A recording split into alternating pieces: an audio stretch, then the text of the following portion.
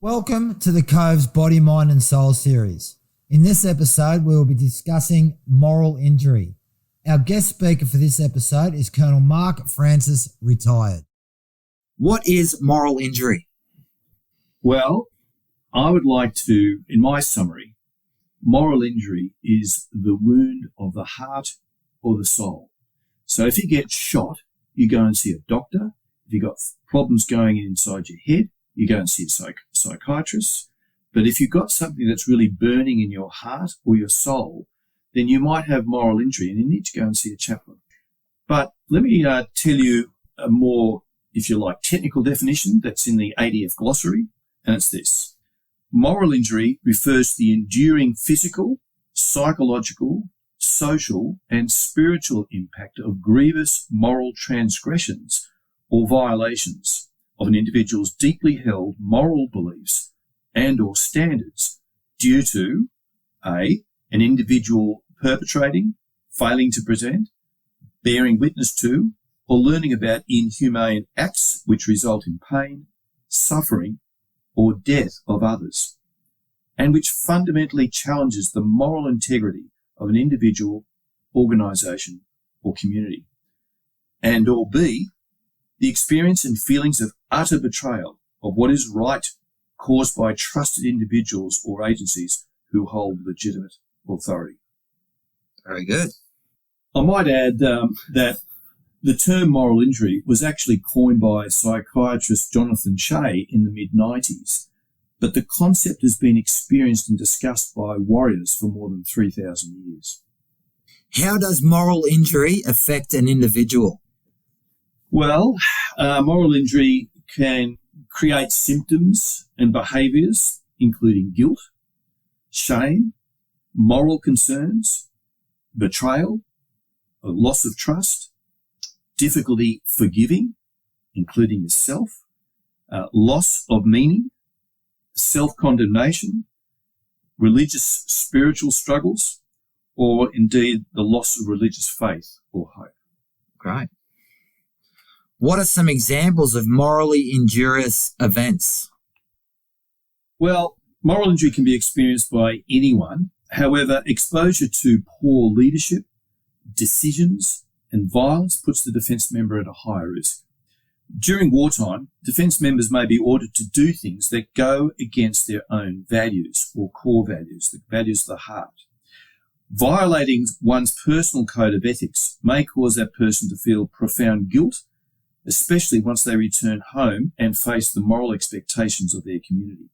So, and examples of situations which might cause a defence member to develop moral injury might be, let's say, following orders that are illegal or immoral, or knowingly or accidentally causing the death of civilians in combat, or giving orders that result in the injury or death of a fellow service member or indeed a civilian, or failing to provide medical assistance to an injured civilian or service member, or neglecting to report a sexual assault committed against a civilian or service member. So it doesn't always have to relate to just deployment. It can actually occur whilst we're here in our peacetime space, but it also can occur in the civilian community. How do people recover from moral injury and who can help?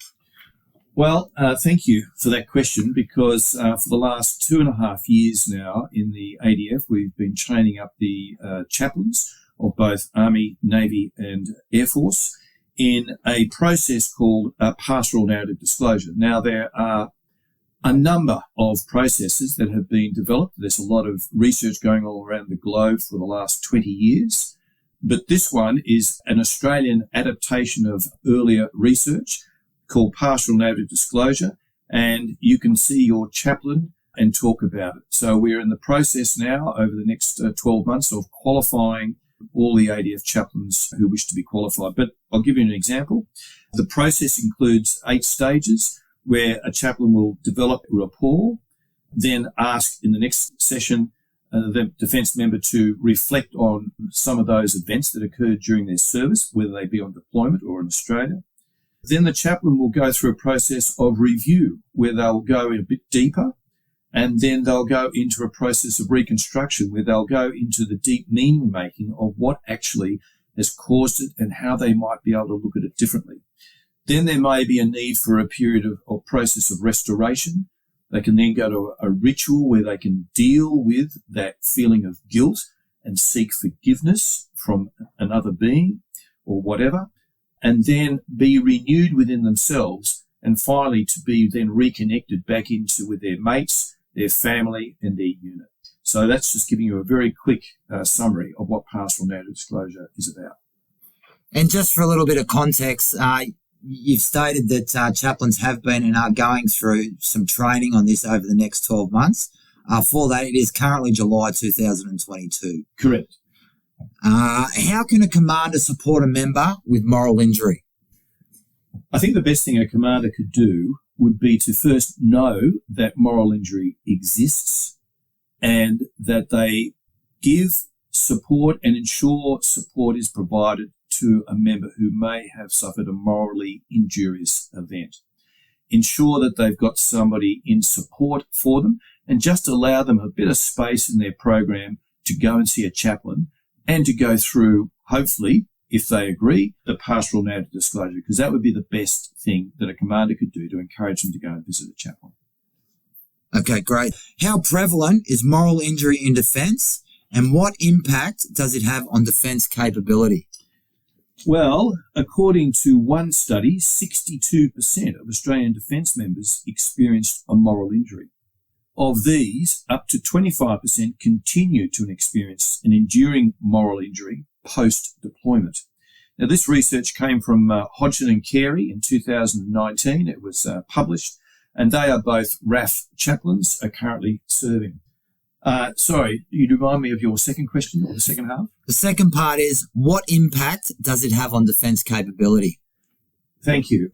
So if we understand combat power in the terms of firepower, manoeuvre, and morale, then the area of morale, and an example would be what we've been reported about the Russians currently in Ukraine, is that unless you've got morale, your other two components are not as useful.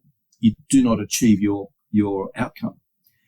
Morale clearly can be affected by moral injury. According to the research, there must be a number of people who are currently serving who may not be able to give of their best because they're still carrying around that weight on their shoulder, that pain to the heart or the soul. They're just not giving their best.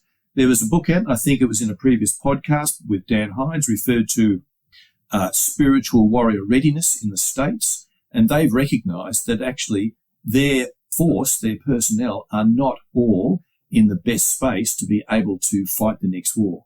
So it stands to reason that if we continue to address moral injury, we will improve our combat capability.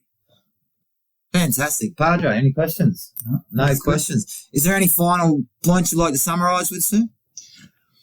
I just say to the commanders again, your chaplains are your valued partner in making sure that your troops are ready to fight.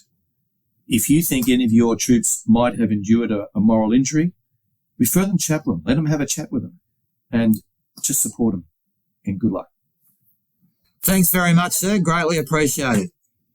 Thanks to those who have listened in. If you have any questions, we can be contacted at soldiercove@gmail.com. Don't forget to download the Cove app. It's PME in your pocket, anywhere, anytime.